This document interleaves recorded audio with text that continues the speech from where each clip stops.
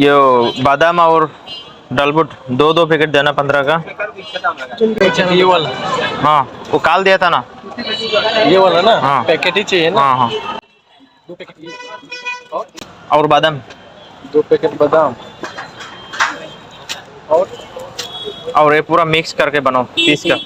इसमें प्याज वाज देगा। हाँ प्याज वाज देंगे। हाँ प्याज वाज दियो आधा और वो प्याज है ना थोड़ा सेपरेट डाल के देना। हाँ मिर्ची रहेगा। हाँ मिर्ची नहीं है उसमें। सब 30 का मिक्स है ना। हाँ जो मिक्स किया ना उसमें मिर्ची डालो।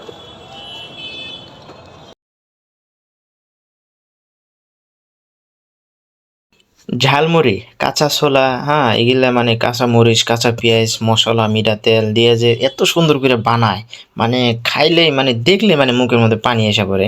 তো আমার এখন খুবই পছন্দের একটা বস্তু এটা।